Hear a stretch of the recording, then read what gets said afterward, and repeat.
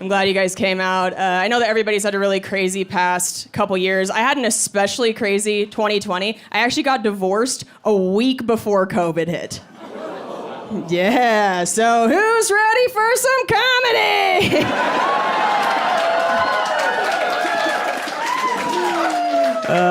I just start crying. No, it's okay. I think the craziest part about getting divorced is having to change your emergency contact back to your mom.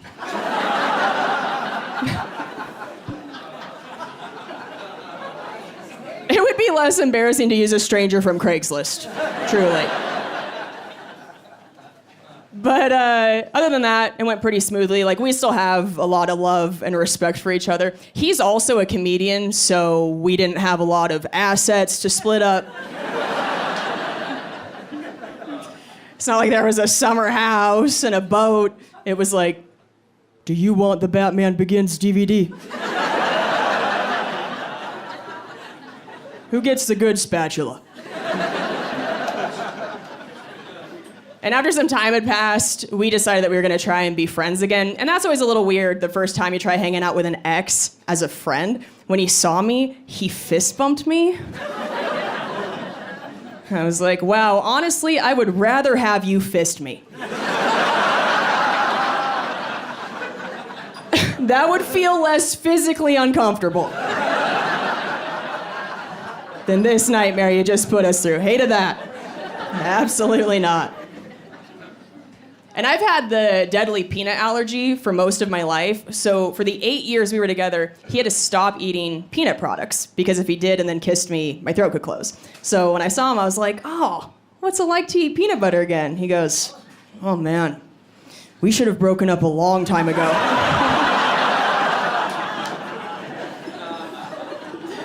I don't even blame him. Have you had peanut butter? I can't compete with that. I hate that the person I'm with has to give that up. That puts way too much pressure on me to be worth the trade-off, right? Like, you're gonna rob a man of Reese's for the rest of his life?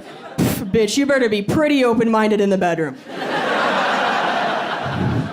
Gonna make a man stop swallowing something delicious. Well, get ready to start swallowing something gross.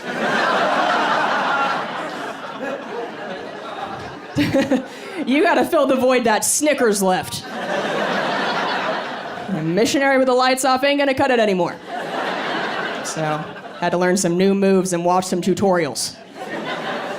That's what I call porn. It's just educational for me now.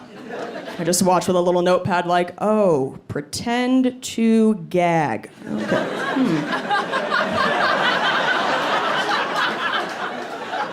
Seems good.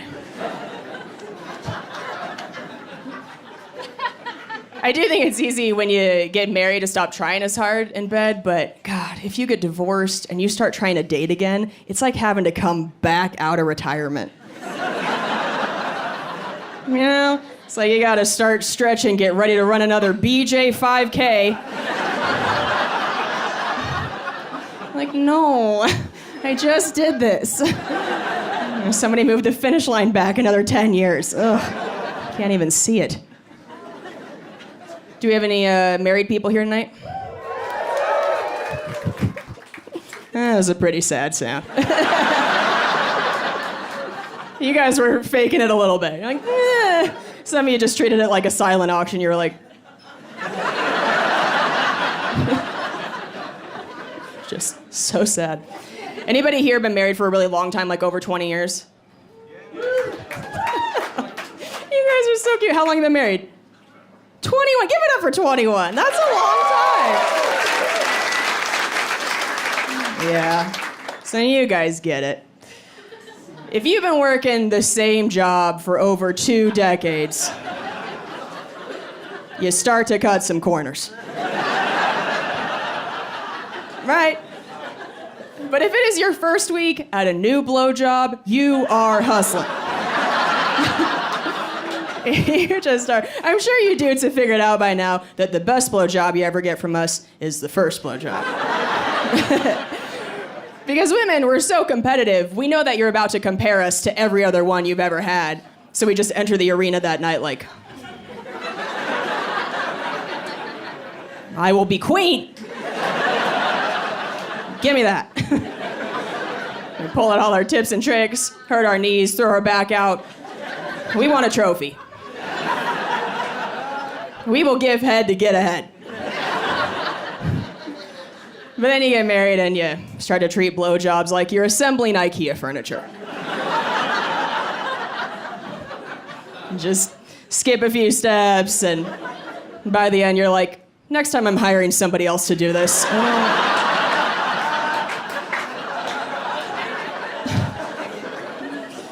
A little righty-tighty, lefty-loosey, let's get the hell out of here. We gotta go to Costco.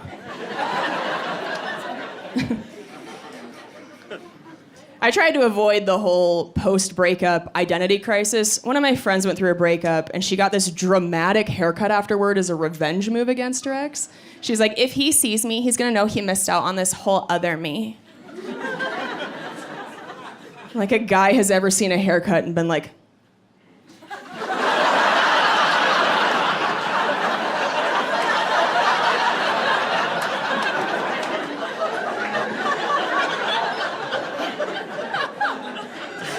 never got a fuck asymmetrical lob, Lisa. Bullshit. You guys never know when we change our hair, right? You're not even observant of yourselves. Before the divorce, I was cuddling with my ex, and I felt like my leg had been stabbed. I looked down. His toenails looked like he cut them with his teeth. They're all jagged, like he could unlock a secret door in a haunted house. I was like, do you have a best friend with a matching jagged toenail and you put them together to make a best friend necklace? Is that what you're doing? He turned his toe into a prison shiv. And I was like, what is this? He goes, I just didn't notice. Oh, I sure did. When you shanked my Achilles tendon. I'm bleeding out. Because I feel like this stuff only gets worse with you guys with age. Like, we've all seen the really old men with thick tufts of raccoon hair growing out of their ears. I'm sure that guy's wife has been telling him to trim it for years and he just can't hear her. Like, what? It's like yelling into a fan. It's coming right back in your face. I just sat next to a very old man on a plane recently, and I had my notebook out, and he leans over and goes, it's nice to see somebody writing and not on their phone. And I was like, aw, he doesn't know I'm writing jokes about cum.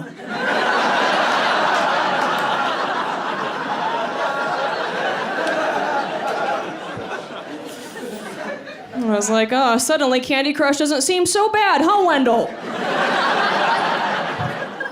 And I booped him on the nose.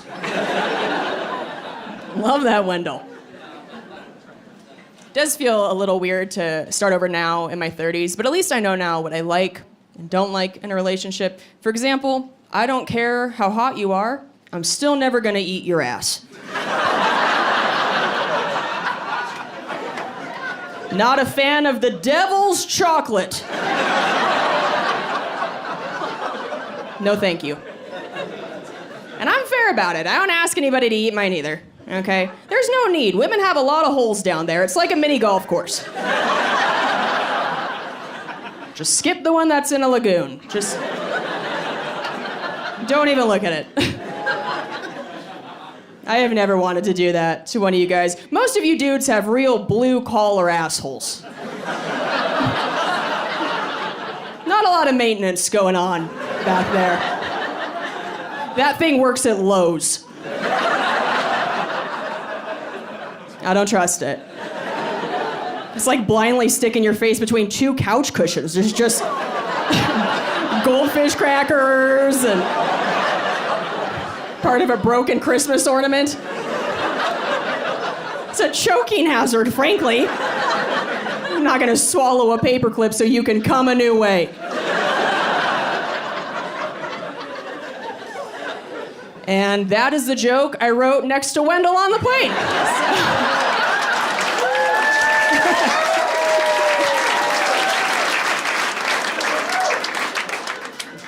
So I just saw something online that burned my eyes. I just found out that I'm on WikiFeet. Does anybody here know what WikiFeet is? A few of you nodding. A lot of dudes that are like, don't make eye contact with me right now. If you don't know what WikiFeet is, it's a website for people with foot fetishes. So women, if you post a photo on Instagram that shows your little tootsies, the foot folks might do a copy and paste onto WikiFeet and then zoom in on your toes and make their keyboard sticky. I know. It's like scrapbooking for men who need Jesus. It's a nice hobby. I know that sounds like I'm kink shaming. I'm really not trying to. Honestly, I am so jealous that some people can get off from that. Like, I wish I could just stare at a dude's hairy kneecap and get tingles in my basement. What a life. I would live on Wiki Knees. Oh, I would get nothing done. So much harder than that. So somebody told me that there's this profile of me on WikiFeet, and at first when I heard that, I was like, oh, does that mean I have hot feet? I'm so flattered. Then I went and looked. I saw that the foot fetish community has rated my feet only 2.3 out of 5 stars. Which they call okay feet. I was like, oh, apparently I have Applebee's feet. It's like, you'll put it in your mouth, but you won't tell anybody about it. Just kind of a 2 for Tuesday deal. And a few months before the pandemic hit, some dude slid into my DMs and just said, $2,000 for foot vid. Now, Denver, make some noise if you would send a video of your feet to a stranger for $2,000.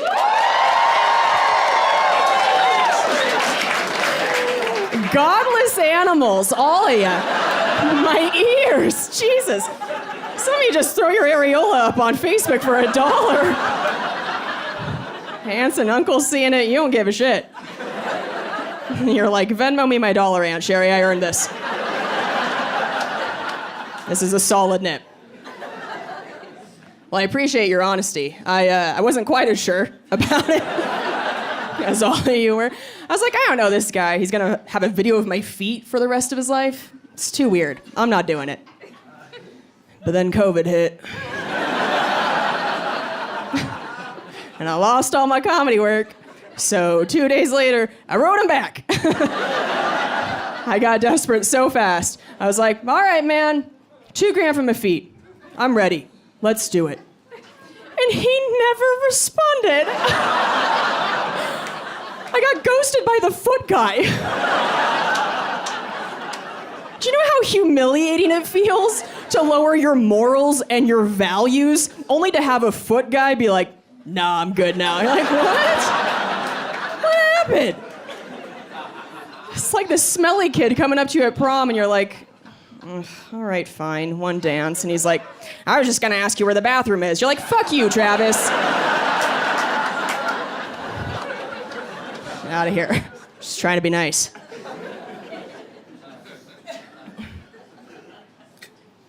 I love my mom so much. She's amazing, but she's been trying to give me career advice, and none of it's helpful, you know? She doesn't understand that there are different levels of fame in comedy. She thinks that all comics are best friends. She'll be like, why don't you call Jerry Seinfeld? And ask to do comedians in cars getting coffee. And I'm like, Mom, I can't even get a guy to jerk off to my feet.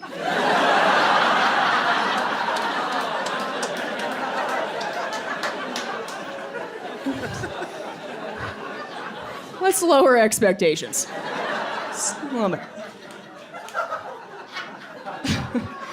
Like, this is where my career is at. I have a foosball web series on YouTube, okay? I'm like here. When my mom heard that, she goes, you know who I bet would love to do your YouTube show?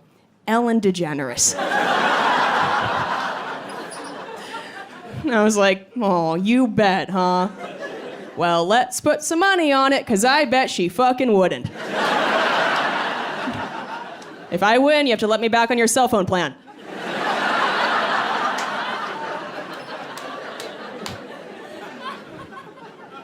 She's always trying to find ways to get me on television. Like when she heard I was getting divorced, she sent me a text that said, now that you're single, you can go on The Bachelor or Miss America. I was like, yeah, because marriage is what was holding me back from becoming Miss America. Pretty sure part of the qualifications include hasn't been paid in Jell-O shots to tell dick jokes. So, I don't think I'm getting in. I was talking about the foosball web series. So, my entire family and I are actually World Champion Foosball Players. Thank you. Thank you. I know it sounds made up. I swear it's real. My parents met playing in a professional foosball tournament in the 80s. So I literally wouldn't exist if it weren't for foosball. Which is sad. But you know, some of you wouldn't exist if it weren't for boxed wine. So it's like, yeah, whatever. We're all a little garbage. Let's not judge each other. It gets weirder. Not only is my dad a pro foosball player, he's also a slam poetry champion and an international yo-yo man. Yeah, my dad has the sex appeal of a fanny pack. Crushing it. And my mom is in the Foosball Hall of Fame, and they've been training me to play since I was like 2 years old.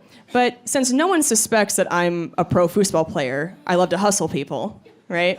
And so I usually play against other comedians on my web series, but we did this special episode where I went undercover in Vegas and I hustled drunk dudes on the Vegas Strip. So I wore this low-cut top, I talked in the worst voice, and my camera crew and I would go up to groups of guys and I'd go, Hi, my name's Kelsey, and I have this web series where I do things that I've never done before for the first time. It's called Pop My Cherry.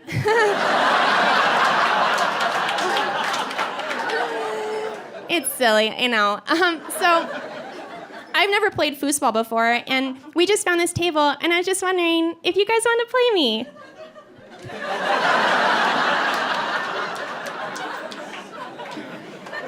And every group of guys is like, hell yeah, bitch, let's go.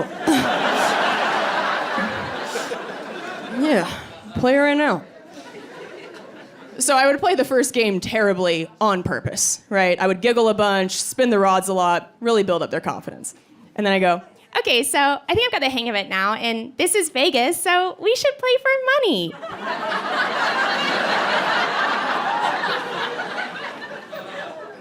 and every guy would put their whole wallet on the table.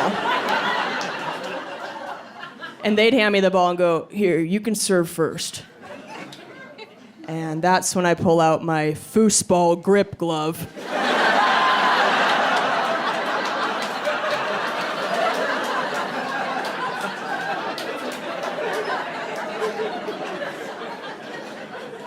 Checkmate, motherfucker.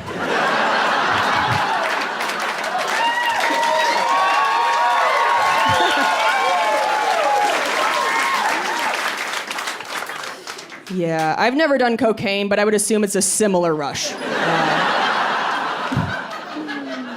I've only done Parmesan cheese, which also exhilarating. A lot cheaper. So I mentioned that my ex and I, we were together for a really long time, so we knew so much about each other. But one thing that he didn't know about me until toward the end, I told him that sometimes I pee in the shower. And by sometimes, I mean every time. And don't you guys act like you don't do it too. We are all swamp monsters. There is no drug in the history of time with a higher addiction rate than peeing in the shower. Okay? You think you're better than that, you think you're above doing it, and then you let yourself do it one time. And you're like, well, I guess I'm doing this every day for the rest of my life.